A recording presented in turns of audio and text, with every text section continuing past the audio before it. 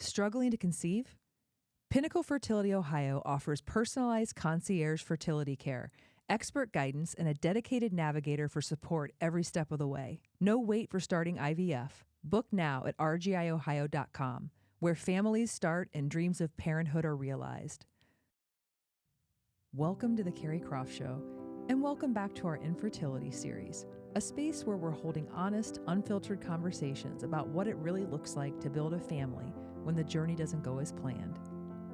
In today's episode, I'm joined by Amber, Leslie, and Emilee, three incredible women who are opening up and sharing pieces of their own paths through infertility. I'm so grateful they've trusted this space to share them. If you've been following this series, you know these conversations are about more than just infertility. They're about resilience, identity, grief, hope, community, and so much more. And if this episode moves you, or you know someone who needs to hear it, please share it. These stories deserve to be heard, and your support helps make that possible. And to Amber, Leslie, and Emilee, thank you. Your voices matter, your stories matter, and we're all better for hearing them.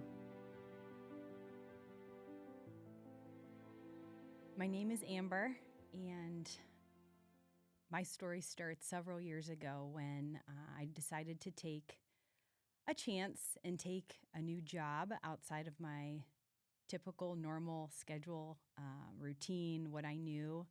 And I quickly learned after taking that job, it was a new challenge. It was something that I really craved. But I learned after taking that new job that there were some things about it that didn't mesh. It was a job where I was traveling weekly to multiple places. I totally lost control of my schedule. I lost control of my routine. I lost control of my time at home, my family, just things. I was newly married. There was all these things that I previously had a good beat on, had a good routine, had a good procedure of life. And then all of a sudden, all these things, all these elements of this new job were things that I couldn't control. And the type of person that I am is that when I feel like I'm losing control of things, I got to grab onto the things that I can control. So what were the things that I was good at? What were the things that I could control? I was really athletic. So I was good at working out. So I did it more because I was good at it. And it was an element of my life I could control. I learned then I could control diet. I can control what I could put in my body and what I couldn't, or what I did and didn't put in my body.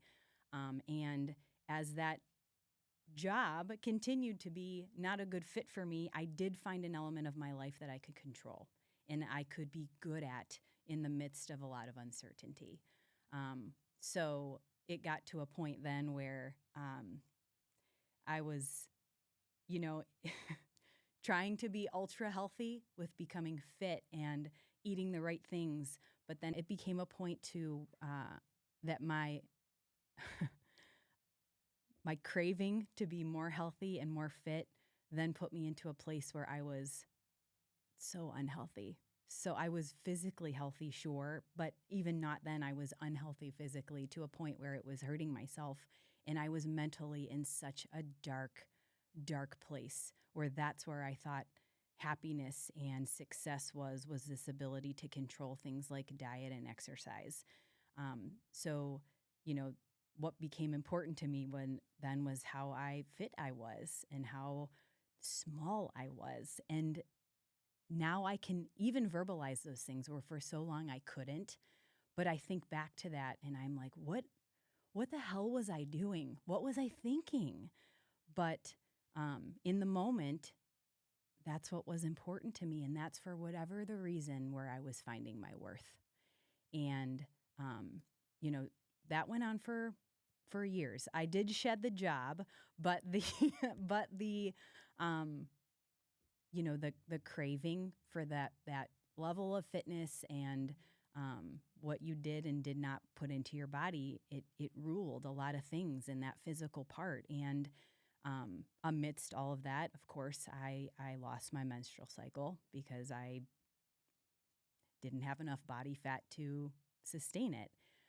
And at the time, it pains me to even say this. I've never verbalized this before. But at the time, The lack of having my menstrual period was my self-worth in knowing that I didn't have the body fat to be able to sustain it. And for whatever reason, I think about that now, it makes me want to throw up. But at the time where I was in life, that was to me like, all right, I'm doing it. I don't have enough body fat to sustain this, and I'm able to continue doing this. I've gotten myself to this level of fit that is amazing. Why did I think it was amazing? I'll never know. The stem of it, 100% was losing control of all of those other aspects of my life, and this was something I could control. But then it just led to so many different things, different dark things.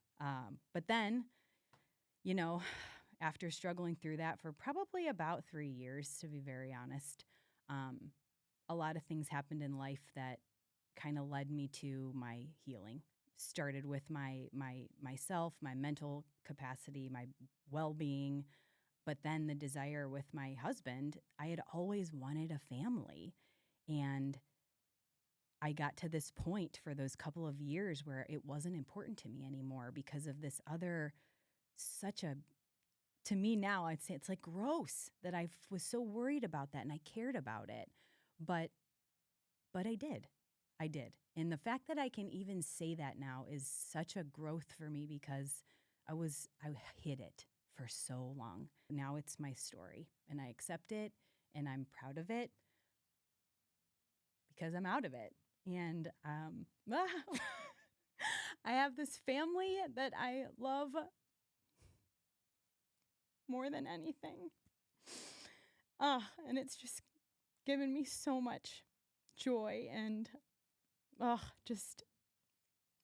don't know the words for it. It's actually like physically unable for me to define how happy I am now and how I just take myself back to that. And I think, why on earth were those things so important to me? I'll never know, but they were my story. And that's why I came here today, because I know there's other people in that spot.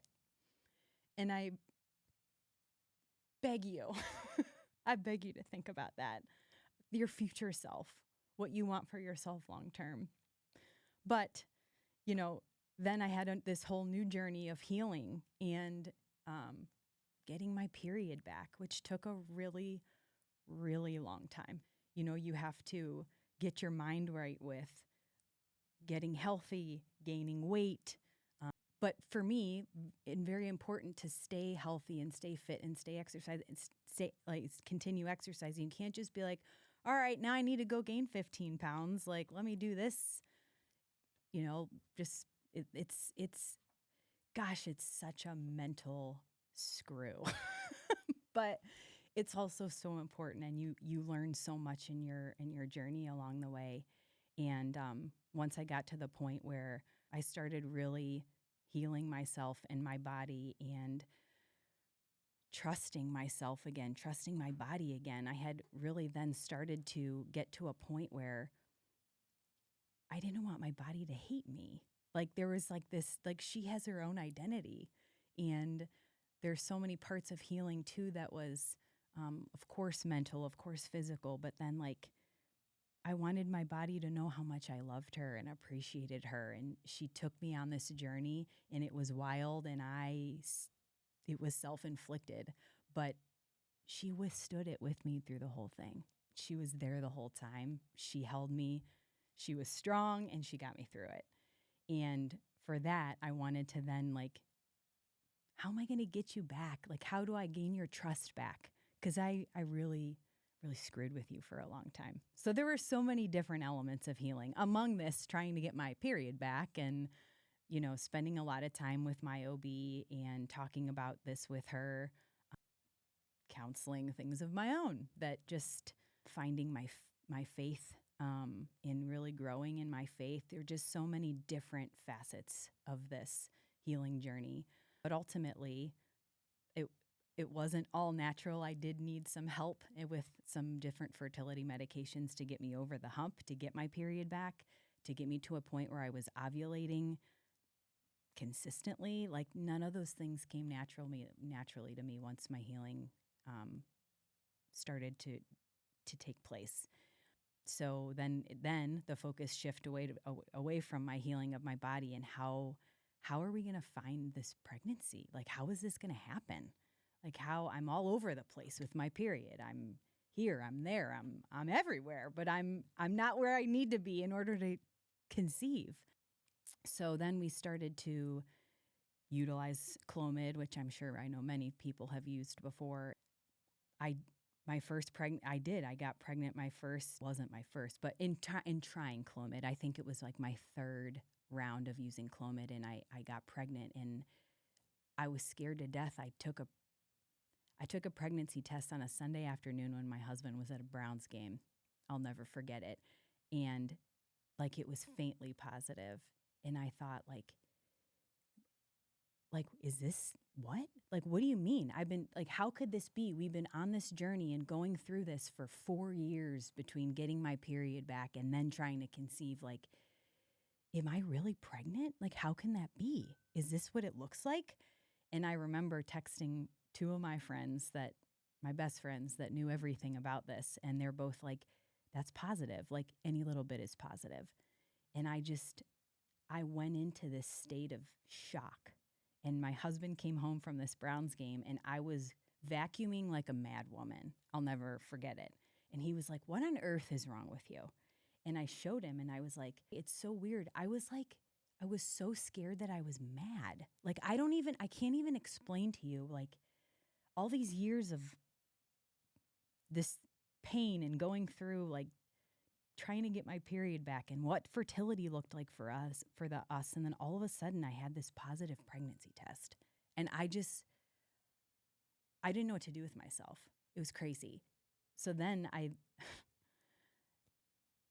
whole other avenue is the stress and anxiety of being pregnant when you want it for so long and you don't have it, and then you do, and you're scared shitless of how you're going to sustain it.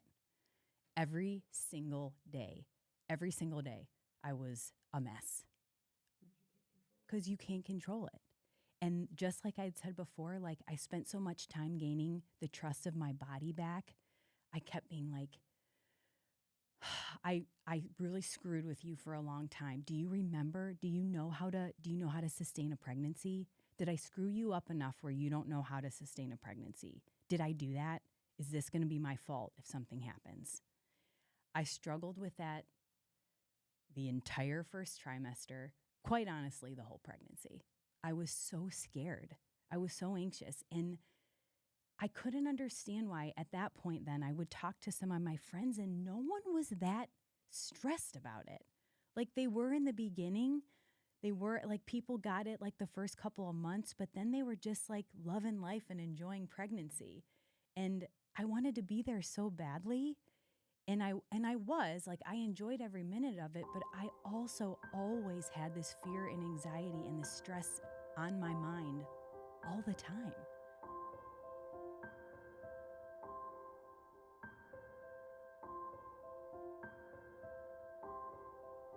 Happy birthday, dear Danny. Happy birthday to you.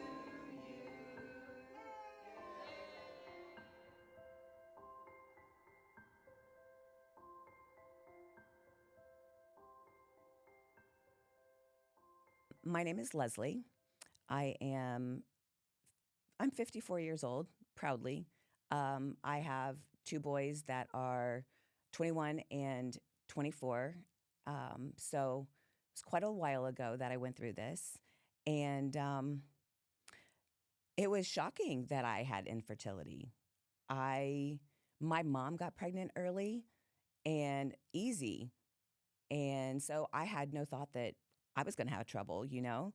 And so when the time came that I was having issues, it was like, wait a minute, how is this even possible? And I'm an only child, so we have no other way of knowing that that she may have had issues.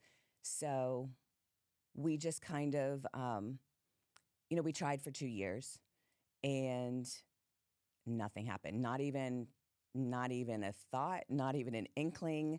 It just kind of was like, what's going on? Fortunately, my gynecologist was a friend of ours and was like, okay, well, let's start doing the small things. Let's check him. Let's see if he has issues. And he didn't have any issues.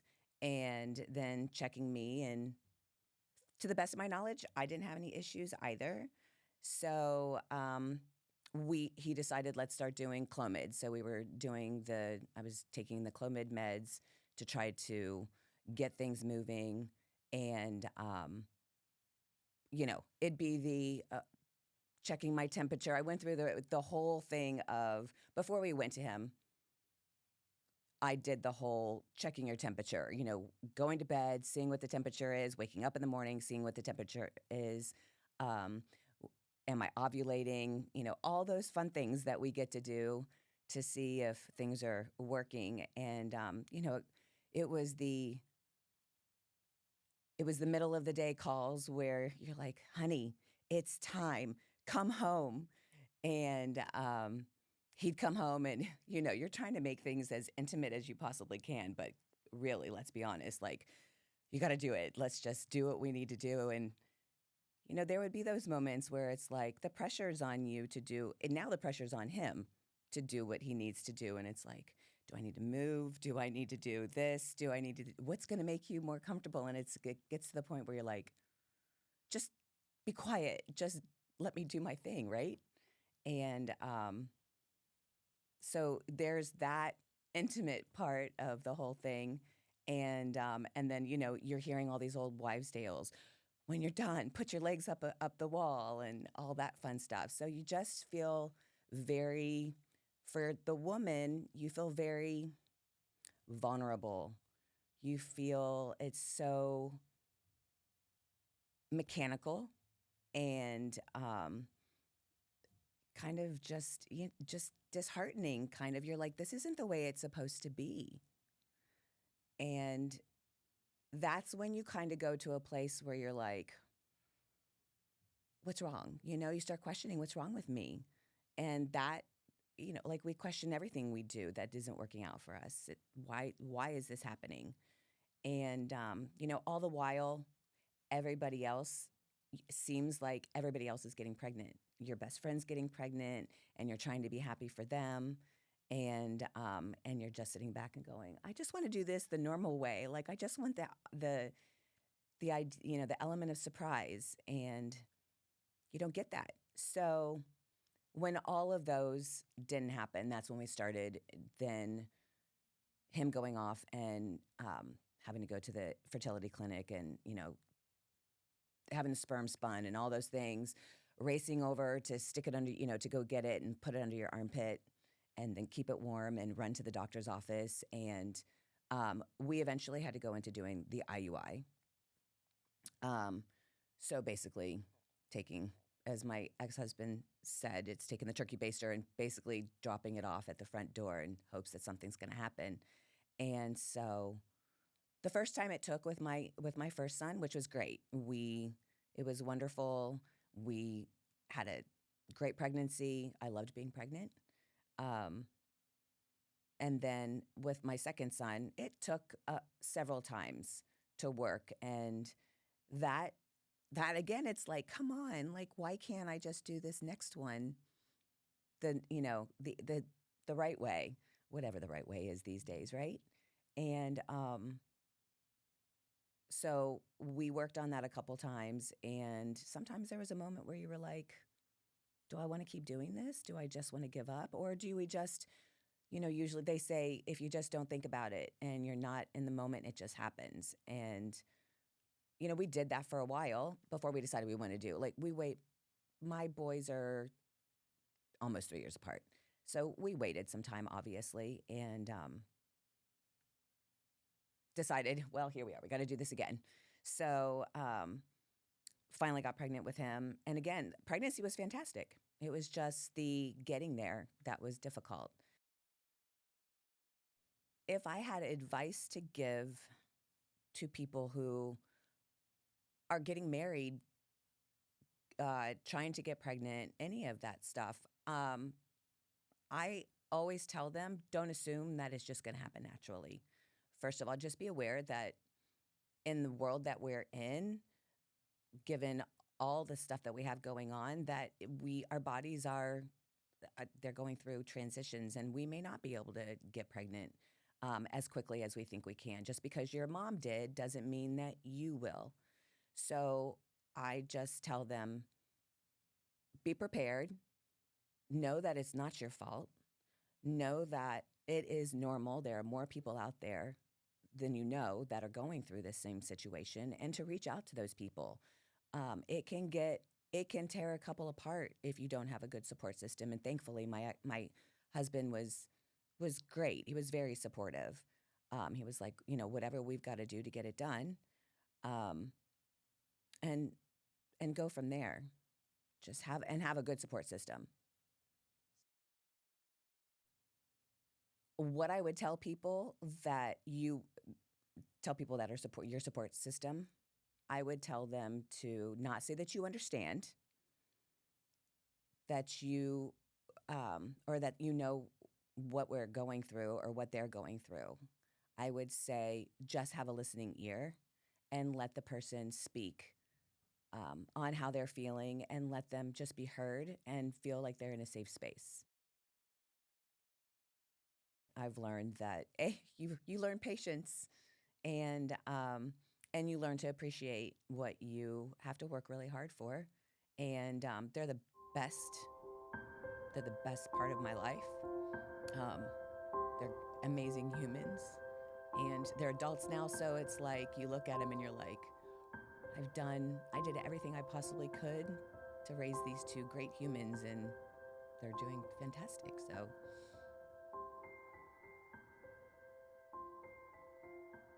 Hi, I'm Emilee. I'm the mother of 3.5-year-old twin boys, and my infertility journey really started a year after getting married in 2019. I think we grow up in adolescence and young adulthood just trying not to get pregnant. And so when you actually want to get pregnant, when you can't, you're confused. So that was kind of our situation that we had, and I did all of the things, the cycle tracking, the ovulation strips, the little bracelet. And then, it started going down more deep rabbit holes of supplements and vitamins and my diet and all those things. And finally went to my doctor. And again, because I was young, it was like, you got to take your time. It'll take some time. And so after a year came and gone, we finally started down the medication track. And again, it's a spiral that you kind of go through, and you hope each month that, okay, this will work. And so, we started with the medications and then moved to the IUIs. Funny story about that later. And then we moved on to more of the bigger stuff with IVF. And then once we were diagnosed with unexplained infertility, we realized quickly that we had a 1% chance each month of getting pregnant. And so we decided as a family to go through IVF. And it was probably one of the more positive experiences I've ever kind of had, and with the support of my doctors and that staff. And we were blessed with twin boys. So we did a single embryo transfer that split. And so, when you go through the IVF process, they tell you, our goal is for you to get pregnant with one single healthy baby. And so then when I went in for that first ultrasound, when there was two beings on the screen, and the doctor told me to stop talking because I was so confused. I was like, did it split? Is it an alien?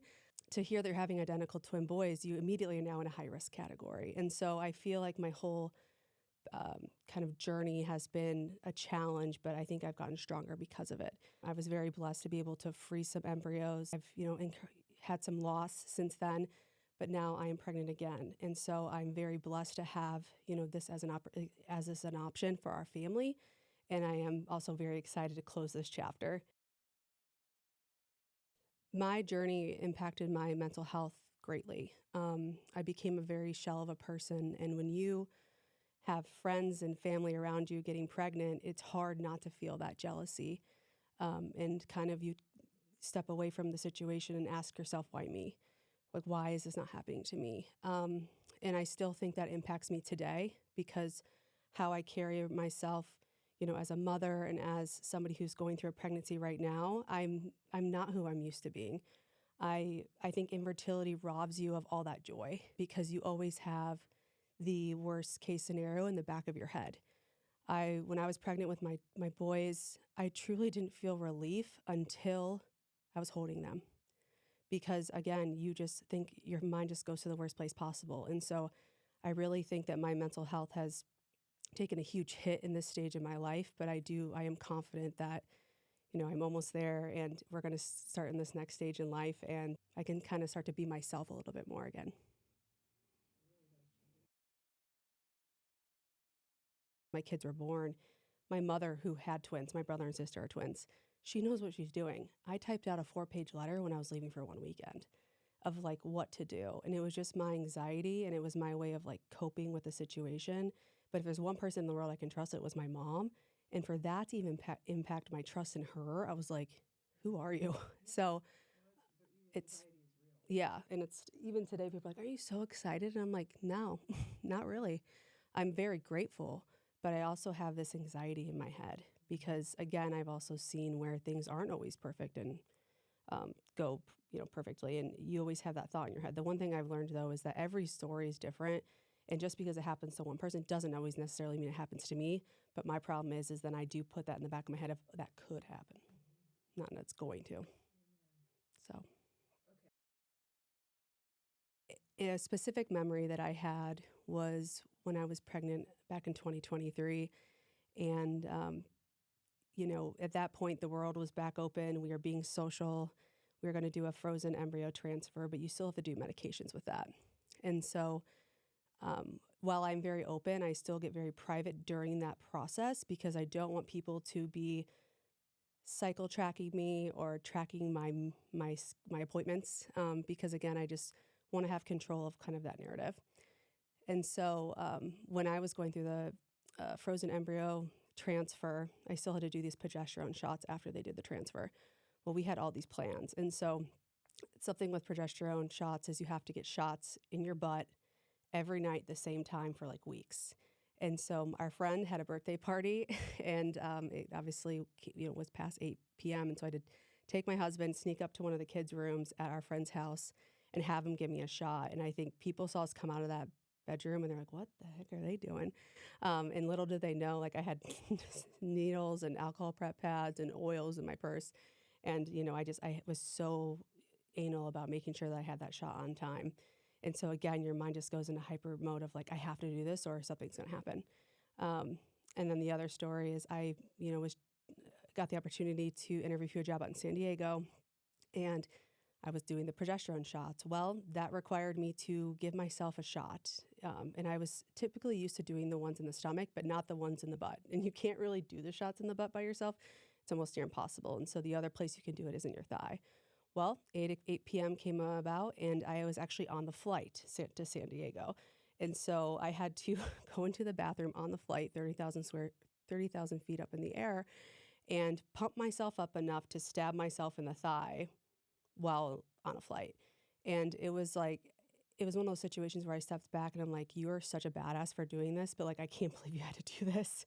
And again, just kind of the whole experience, trying to hide all of that, with your friends and family and coworkers it was tough.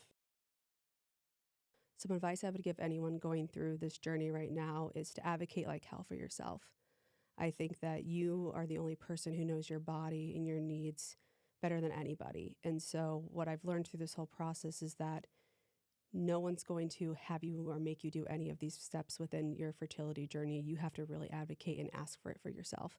And so without that, there's not many places that you're going to go. But the good news is there are so many great resources that we have, even locally, where you're able to kind of get that care that you need and deserve. I'm so lucky to have such a supportive partner. It's in the beginning when you're going through the cycle tracking, it's a very transactional relationship is the best way to put it. And so when you find a partner like I have who is able to really sit down and be there with me and support me with whatever, we needed, whether it was tests or appointments, et cetera, just really made this process a little bit easier on me. He was the one who kept my schedules for my shots, schedules for my appointments. In COVID, he waited in the parking lot when I had my, surgery because he couldn't come in. And I'm just very thankful for kind of his support and love through this whole process. If you have a friend who is going through this process and this journey, the first thing that I'm going to tell you to do is don't give unsolicited advice. Don't make comments like, don't worry about it, don't think about it, and it will just happen. Those kind of things don't help, and those kind of comments really don't help support that person in any way, shape, or form. When you're going through infertility, you've kind of lost hope by then of it just happening. If you don't think about it, you're too far gone for that. There's no way not to think about it. And so the best way that you can support your friend or your family member is just to be there however they want you to be there. I think that's like the most important. I think for me, I have my husband has a very big family. I have a big family. And so we decided to really keep it more private going through the process. Because again, we didn't want to have people invested in every single step of the process because there is disappointment. And so I think kind of just setting expectations with people as well of like, Mom and Dad, I didn't tell you for a reason, but I'm telling you this output right now, I think is really important. And again, it's just having people that can help, respect that, I think was really huge. The positive things that have come out of my experience within this journey has been definitely connecting with other people that are going through it. It's a lot of old coworkers or old friends that I've recently been able to connect with again. Just being able to offer them guidance and support, I think has been really cool. And also to kind of share my story with them on a more personal level has really kind of helped me kind of open up. And I definitely feel that, I don't even know what the word is. It makes me feel really good to be like a support person for them because I want them to have a safe space, because when I was going through this, I didn't necessarily know anybody going through it also at the time. And so I wish I had somebody like that I could text or, talk to on Instagram just to be able to ask, is this normal? What did you do in this situation? What should I do in this situation? And so definitely advocate and, get your tribe.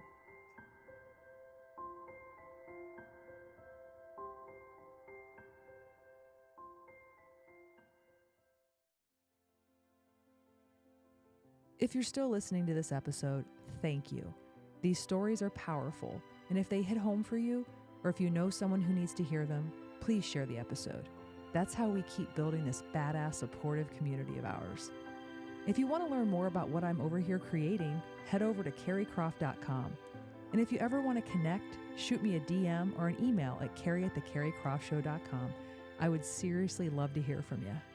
And until next time, keep moving, baby.